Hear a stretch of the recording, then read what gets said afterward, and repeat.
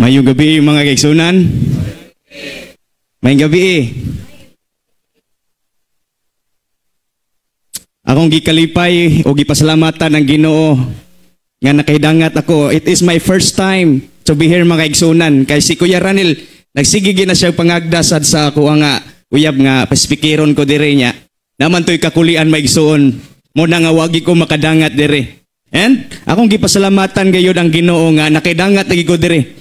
Nigikan ko dito sa Bourbon mga igsunan. Alas 2. Kay kanay bitawng imbitaron ko mga igsunan. Digi ko magpadugay-dugay. Wag yun ka na bitaw nga. Musayog yun ko. Og nining takna sa kagabion ato akaron nga programa. May tungod kani sa 10 days of prayer. Ika, 5 na taka.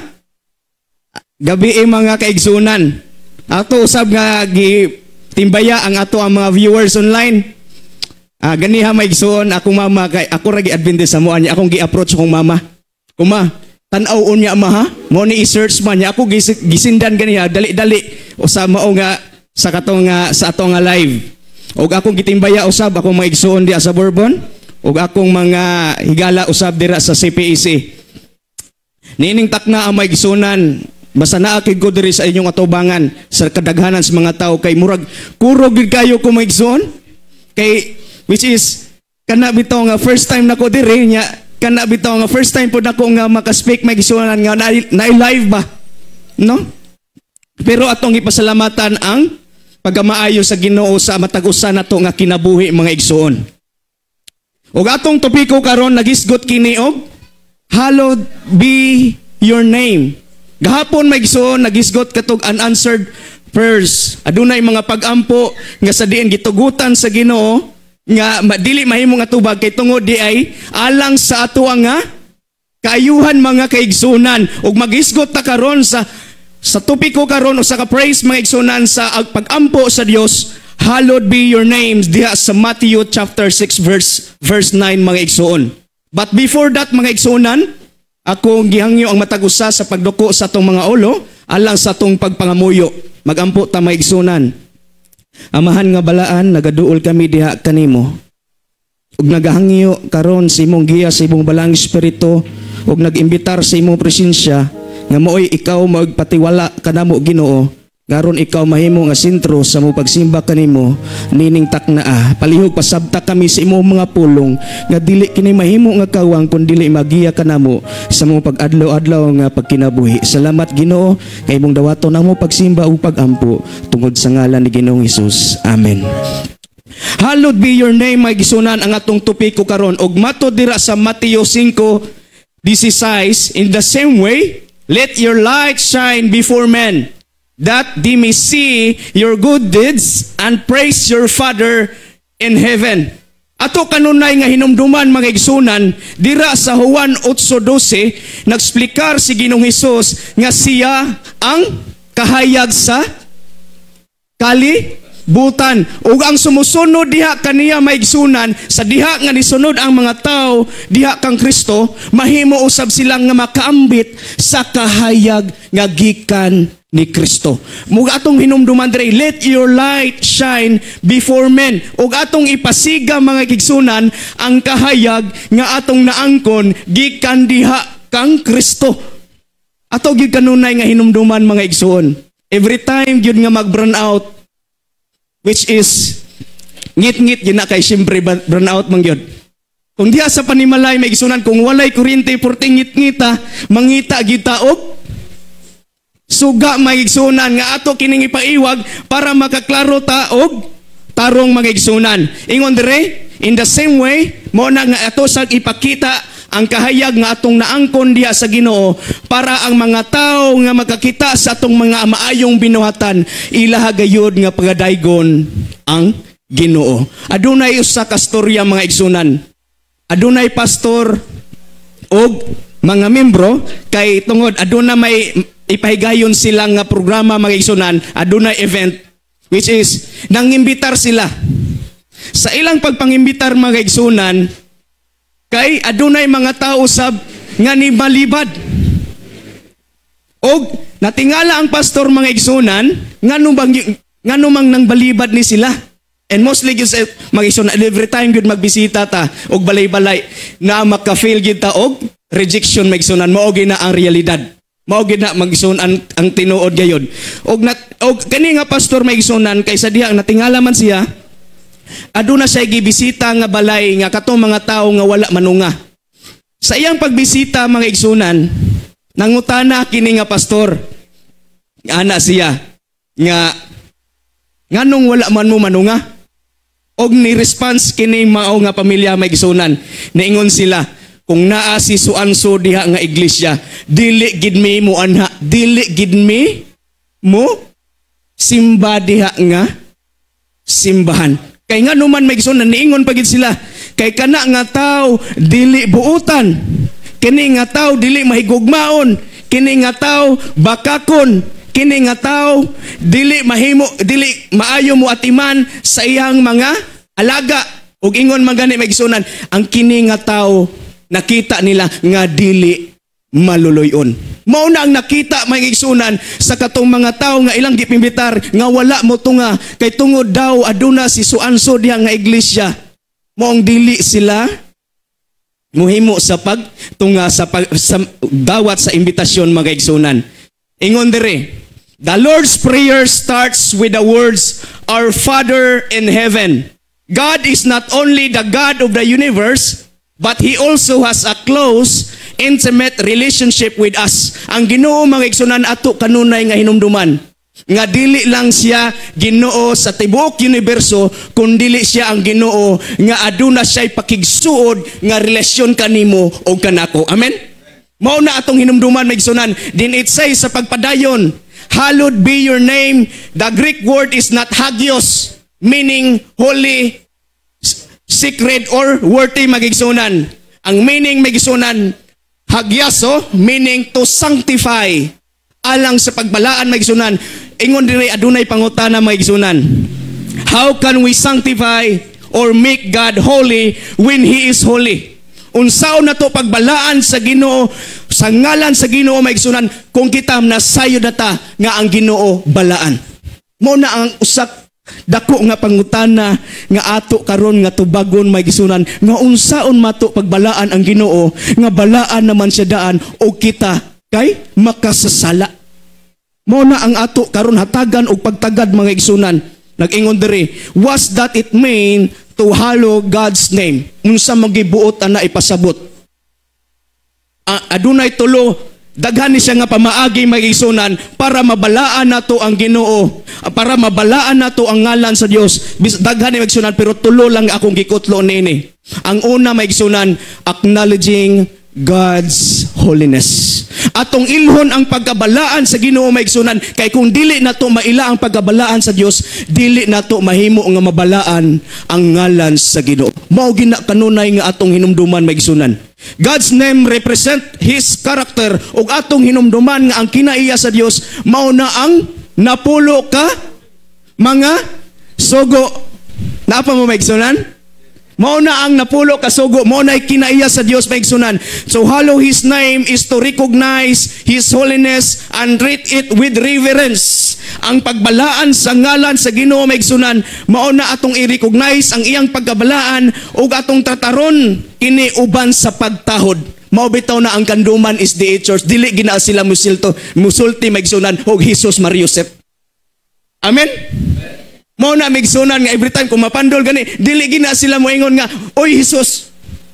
Mao na buutan gid kayo ni ang matag membro diri sa kanduman is the church. Amen. Mao na migsunan atong hatagan og pagkataha ang ngalan sa Ginoo og hatagan nato og maayong pagtagad og pagrespeto og pagtahod ang ngalan sa Ginoo. Dili lang sa ngalan, dili lang dira sa paghuna-huna maigsunan, dili lang sa binuhatan o dili lang sa pagpamulong, diri sa tuot maigsunan atong hinumduman sa Colossians chapter 3 verse 2. Nag-ingon diha maigsunan, set your affections on things above, not on things on this world. Gusto sa Ginoo di ay kining maghuna-huna ta maigsunan, kanang maghuna-huna ta sa mga butang nga langit don, dili nining butang niining kalibutana. Kay nga naman, ang mga butang ning kalibutana maigsunan, ato gyud kanunay nga hinumduman, mo mahanaw ragid kining tanan. Mao na ang gusto sa Ginoo, maghuna-una ta sa mga butang nga langit nun. Mao na nga atong affection magsunan kinahanglan gyud dira sa langit nun. Diri sa atong mga pulong usab ato mahimaya ang Dios, mahimo nato nga mabalaan ang ngalan sa Ginoo magsunan pinagi sa atong pulong. Mo na nga sugotag sa dili magsunan kay tungod nagpahinduman ta sa kabalang kasulatan nga duha ra gid kining paingnan kung kita magsulti. Kinabuhi og kamatayon. Mao bitaw na ang mga tao gani ni moingon ginang uban nga mas maayo pa nga sumbago na lang ko kay imo kong sultihan og sakit kay dili na nako makalimtan. Mao gid natong hinumduman nagsunan kinahanglan nga mabinantayon ta sa atong mga pulong kanang atong pagpamulong maigsunan kanang mahimo nga mabalaan ang Ginoo sa dawita sa atong pagstorya maigsunan ug ingon man sa ato nga binuhatan. Ang unang punto maigsunan acknowledging God's holiness. Ang ikaduha magigsunan living a life of obedience.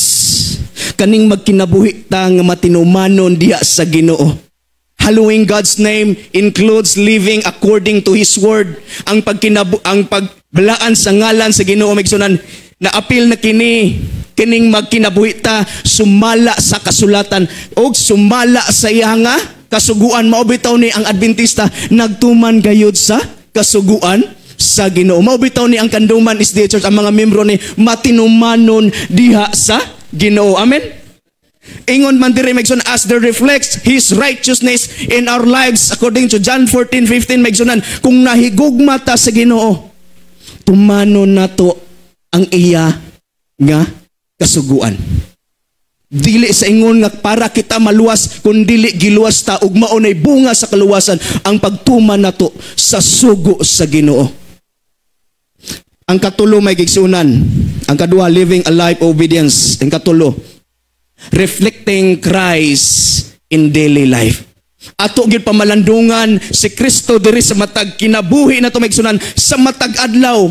Ingon diri maigsunan show the fruits of the Spirit in our actions. Ug atong hinumduman makigsunan dira sa Galatians chapter 5 verses 22-23. Nag-ingon diha, but the fruit of the Spirit is love, joy, peace, long-suffering, gentleness, goodness, faith, meekness. Mao na ang bunga sa Espiritu ug atong ireflektar kini sa matag adlaw maigsunan sa diha nga nagkinabuhi kita niini nga kalibutan. Atong hinumduman nga kita isip nga sumusunod diha kaniya, atong ipakita nga kita nga ang Ginoo dili antong kaugalingon nga ipakita nato nga maayo kun dili unsa ka maayo ang Ginoo sa atong kinabuhi. Ingon man usab diri nga mahigugmaon, mapasayloon as this reflects God's character. Ang pagkamahigugmaon ug ang pagkabuutan sa Ginoo maigsunan diri sa makita sa mga katawhan mahimo nga mareflektar ang kinaiya sa Ginoo diri sa ato nga kinabuhi. Mao gina kanunay nga kung every time maigsunan kung adunay tawo nga makasala kanato ato gina nga pasayloon kay si Kristo wala magduwa-duwa sa pagpasaylo kanimo o kanako. Mao gina atong hinumduman kanunay maigsunan mao na nga reflecting Christ in daily life. Our ability to reflect God's character comes only through our daily walk with Him. Ang abilidad nato sa pagreflektar sa kinaiya sa Dios maigsunan ato lamang nang mabatnan sa diha nga kita maglakaw kanunay sa matag adlaw diha sa Ginoo maigsunan. Diha sa diha nga maglakaw ta kanunay diha sa presensya sa Ginoo ang akong pangutana karon maigsunan. Pamalandungan nato naglakaw ba ka kita taga-adlaw diha sa Ginoo? Our ability to reflect God's character comes only through our daily walk with Him. Ato lang nang mabatnan maigsunan, mapreflektar ang kinaiya sa Dios sa diha nga maglakaw kita kanunay kaniya. Amen. Ang una nga punto maigsunan atong balikon, acknowledging God's holiness. Ang ikaduha, living a life of obedience. Ang ikatulo maigsunan, reflecting Christ in daily life. We say, ingon si Cyprian of Carthage maigsunan, we say, hallowed be thy name. Not that we want God to be made holy by our prayers. Dili sa ingon maigsunan nga atong balaanon nato ang Dios pinaagi sa atong pagampo lamang. But because we seek from the Lord that His name may be made holy in us, nga ang ngalan sa Ginoo maigsunan mahimo nga mabalaan diri sa atong kinabuhi. Mao na ang ato karon hatagan og maayo nga pagtagad.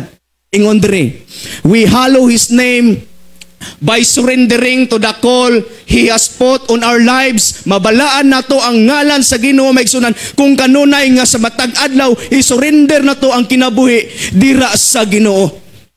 By doing good work sa pagpadayon maigsunan, sa pagbuhat og maayo sa matag adlaw, sa pagkamatinud-anon dira sa membro sa atong pamilya og pagkamahigugmaon nganha sa atong komunidad og ingon man diri sa ato nga dira sa ato ang palibot og sa asa nga dapit mga kaigsunan.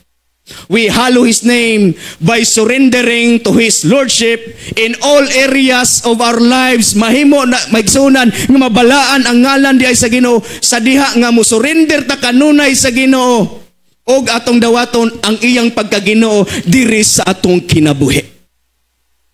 Ingon si Daniel Darling, mo na iyang istorya maigsunan. The followers of Christ are to be separate from the world in principles and interest. But they are not to isolate themselves. Ang mga katawan sa Ginoo, ang sumusunod diya sa Ginoo maigsunan, kinahanglan daw sila nga magpalahi diri sa prinsipyo sa kalibutan o sa interest. But they are not to isolate themselves. Nganuman maigsunan, because the Savior mingled constantly with men. Si Kristo maigsunan kanunay nakipaghugoy-hugoy sa mga tao nga susama nato. Si Kristo nianhi alang sa mga tao nga susama kanato nga mga makakasala, sa mga tao nga susama kanato nga dili ang ngayan nga higugmaon. The Savior mingled constantly with men, not to encourage them in anything that was not in accordance with God's will, but to uplift and ennoble them. Usahay kani bitong makighugoy-hugoy ta maigsunan. Adili ko makipaghugoy-hugoy ng tawhana kay dili na ingon nato. Pero atog yung hinumduman maigsunan ang pakighugoy-hugoy ni Kristo sa atong manluluwas, wala siya gipili matarong og dautan ka man siya atubangan. Mao na ang angay nato sundon maigsunan, mao nang dili nato mahimo nga mabalaan ang ngalan sa Ginoo ngadto sa mga tawo nga palibot nato kay giisip man nato nga lahi ta sa ilaha. Pero atong hinumduman maigsunan nga sa mata sa Ginoo walay gipili ang Ginoo maigsunan kundi parihas rata. Walay pinalabi ang Ginoo maigsunan kundi parihas rata sa iyang mga mata. Nganong mahadlok man ta makipag-ugoy-hugoy maigsunan nga ang katuyuan nato sa pag-ugoy-hugoy mao ang pagpaila sa ngalan sa Ginoo nga balaan kini og matarong kini og angay katahaan og angay hatagan og respeto og pagtahod mga kaigsunan. Mao gina kanunay nga atong hinumduman nga dili nato himuon nga lahi ang uban kundi sama lang kita sa uban nga makasala nga nanginahanglan kanunay diha sa Ginoo. Amen. Mo gina atong kanunay hinumduman maigsunan. Ingon si William Barclay maigsunon, may maigsunan. We reverence God and we hallow God's name when our life is such that it brings honor to God and attract others to Him. Muhimo kita sa pagtahod magigsunan sa ngalan sa Ginoo ug ingon mahimo nato mabalaan ang ngalan sa Ginoo kung atong kinabuhi nagdala kini og dungog sa Ginoo nga kini maka-atraktar ngadto sa mga tao nga naa sa tong palibot. Mao gina magsunan ato yung hinumduman kung ato bang kinabuhi na attract ba ang mga ubang tao nga aduna tay Ginoo nga gialagaran. Mao gina kanunay nga atong pamalandungan maigsunan mahimo nato nga mabalaan og mahatagan nato og maayong dungog og pagtahod ang ngalan sa Ginoo sa diha nga makita sa kadaghanan sa mga tao kung kinsa ang atong Ginoo sa atong kinabuhi sa diha nga gibiyaan nato ang mga butang ning kalibutan sa diha nga nisunod ta si Ginoo sa diingon ni ana maigsunan mahimo nga maatraktar ang mga katawhan kung kinsa ang Ginoo nga ilang giagaran, kung kinsa ang atong Ginoo nga gilagaran ug sa ingon niya na mahimo usab sila sa pagsunod sa Ginoo nga atong gilagaran. Amen.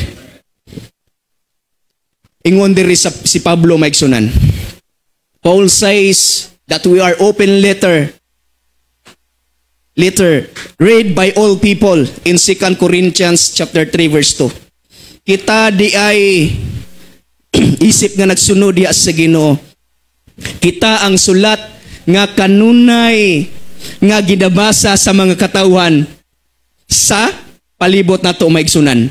In 1 Corinthians chapter 4 verse 9, he writes, For we have been made a spectacle to the world, o kita gihimo ta sa Dios nga mga talan-awon mo na nga every time bitaw maigsunan adunay mga tao nga mudawat sa Ginoo, mangniid ang silingan, usahay gani testingan pa ta, be? Tanuawon tani kung aduna kanaabay kausaban? Be, tanawon tani be kung unsa ang Ginoo nga iya karon nga gidawat? Mo na nga kita maigsunan isip nga sumusunod diha, magbantay ta kanunay sa atong lihok. Kay para sa ilang pananaw kanato maigsunan, balaan kay ta silang pananaw sa diha nga ni surrender ta sa Ginoo. Bantayanan kayo atong mga lihok kay kung masipya ta maigsunan, uy, ingon Kristohanon nagbuhat man lagi ana. Uy, ingon Kristohanon nganong nakasalaman. Ato gi kanunay nga ampingan ang atong lihok maigsunan aron ang ngalan sa Ginoo mahimo nga mabalaan diri sa atong nga kinabuhi. Ato gi kanunay nga hinumduman nga kita talan-awon ta sa mga tao og dili ang atong talan-awon kita sa mga tao maigsunan o gusto nato nga ang ilang matanaw sa atong kinabuhi nga mao si Kristo nga atong gisunod sa atong kinabuhi. Amen. People don't see God, they see us. Ang mga tao susama ka nato mga kigsunan, wala ta makakita sa Ginoo face to face. Isip nga sumusunod diha kang Kristo maigsunan, ang mga tao nagtan-aw ka nato ug adunay usa ka storya sa kinabuhi ni Mark Finley mga igsunan. Si Mark Finley samtang siya nagmaniho sa iyang sakinan, sa iyang pagpaniho ni ini mga igsunan, niabot siya sa traffic light og ni stoplight kini, and sa iyang paghuno sa diha nga nihunong mga igsunan, adunay usa ka tawo nga makalilimos. O kining makalilimos mga igsunan, nagtuktok sa bitaw kana bitong pulta o kanang window sa pulta naman, window sa sakyanan. Sa pagpanuktok niya mga igsunan, si Mark Finley nangita og unsay ikadalit niya. Og sa iyang pagpangita, nakakita man siya prutas og gihatag niya kini sa maong nga tawo nga makalilimos. Og sa pagdawat niining sa tawo, niingon ang tawo, "Thank you, Jesus." Thank you, Jesus. Og kanunay nga kini nga tawo nagsigig pasalamat diha kang Kristo. Atong hinumduman, people don't see God, they see us. Ato nga kanunay maigsunan, kamusta man ta sa atong pagtatar, sa atong isigitaw, sa diya nang inahanglan sila, ato ba silang gihatagan og pagtagad? Ato kanunay sila hatagan og pagtagad, ato silang hatagan og pagtagad maigsunan kay si Kristo kanunay nga naghatag og pagtagad, kanunay nga nagatiman og nagpangga kanimo og kanako sa diha nga aduna tay panginahanglan, wala ta pasagdi sa Ginoo og ang gusto sa Ginoo maigsunan muhimo susab kita sa ingon nga mubuhat ta sa gibuluhaton ni Kristo sa pagatiman sa iyang mga katawan. Og let us all remember, kung kita nagpakaon diha sa atong isigataw, ingon si Kristo, gibuhat usab nimo dinhi kanako. Sa diha nga nibisita ta sa mga tao diha sa prisuhan, ato usab kini daw nga gibuhat ni Kristo. Sa diha nga nagpakaon ta sa mga tao nga gigutom, gibuhat kini nato diha usab kang Kristo. Sa diha nga ang tao adun giuhaw o gipainom ni nato, ato daw usab kini nga gibuhat diha kang Kristo. People don't see God, they see us. Kita makita ta sa mga katawhan maigsunan, visible gayud kita. Mao gina atong hinumduman, our daily behavior can glorify God and honor Him, or it can dishonor His name and misrepresent the church and negatively affect its work.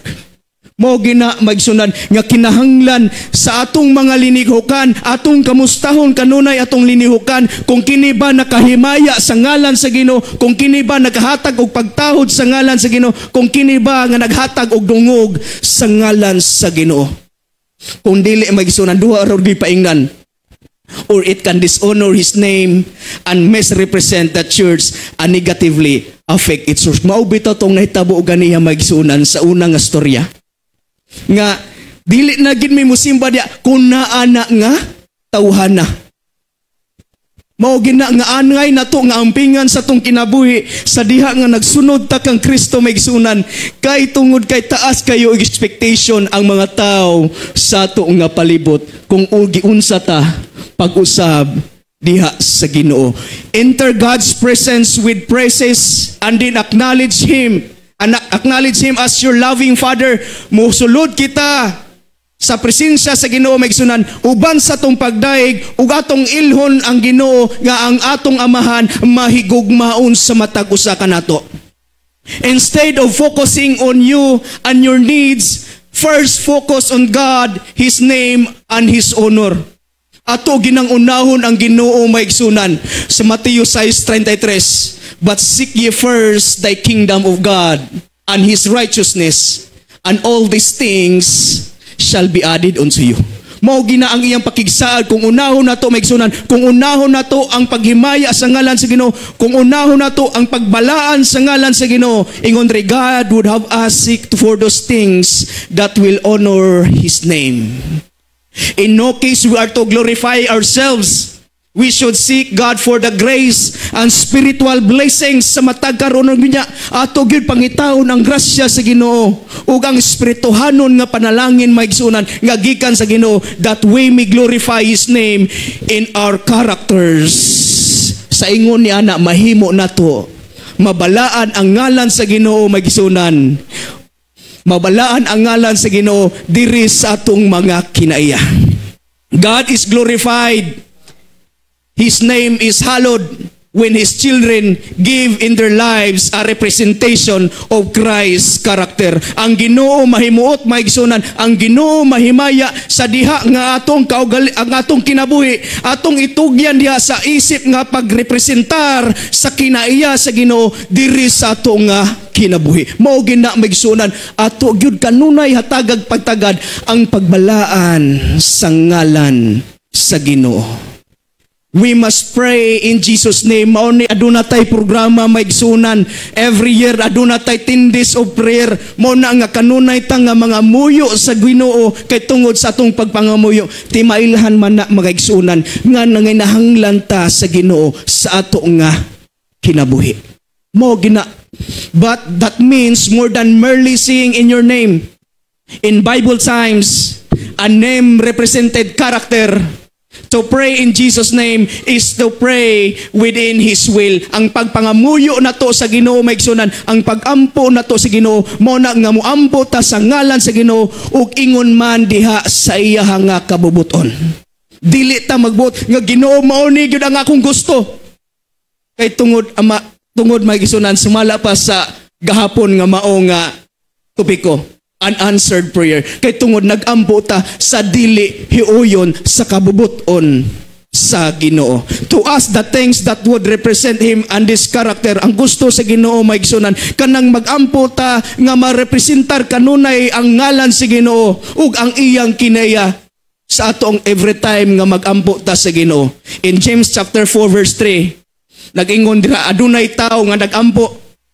Nag-ampo siya maigsunan apan ang kini nga iyang motibo sa kanabitaw ang pagpangayo niya sa Ginoo maigsunan kay alang lamang siyang kaugalingon. Wrong motive kayo maigsunan, selfish kayo nga pagpangamuyo niya sa Ginoo ug wala kini niya madawat kay tungod nag-ampo siya dili sa kabubuton sa Ginoo. Nag-ampo siya nga dili mahimo nga mabalaan ang Ginoo sa iya nga pag-ampo maigsunan. To pray in Christ's name means too much. It means that we are to accept His character, manifest His Spirit, and work His works. Ang pag-ampo nato sa ngalan sa Ginoo maigsunan, dako kini og kahinungdanan. Mao kini nga atong dawaton ang iyang kinaiya og ingon man ang Espiritu og ang pag-apil sa buhat sa Ginoo. Mao na mabalaan nato ang ngalan sa Ginoo maigsunan sa diha usab nga magampo kita sumala sa iya nga kabubuton. Og ang Dios ato gid hinumduman nga nagsaad siya sa matag usa kanato.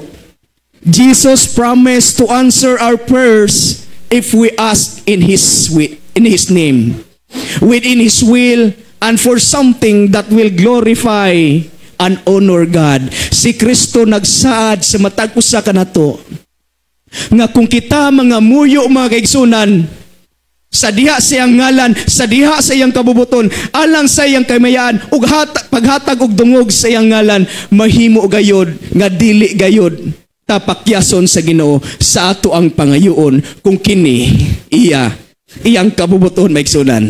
Amen. Ang pangutana ni before I take my seat maigsunan. Do you hallow the name of the Lord in your life? Ikaw ra gyud ug ako may gisunan ang nasayod nining tanan. Kung gibalaan ba nato si Kristo ang ngalan sa Ginoo diri sa atong kinabuhi.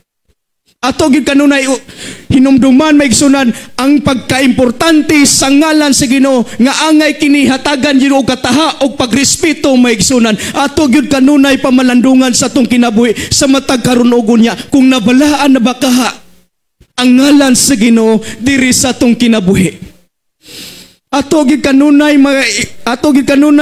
nga hinumduman may gisunan nga kita sumusunod ni Kristo ug angayan nato buhaton ang maong pagbalaan sa iyang ngalan.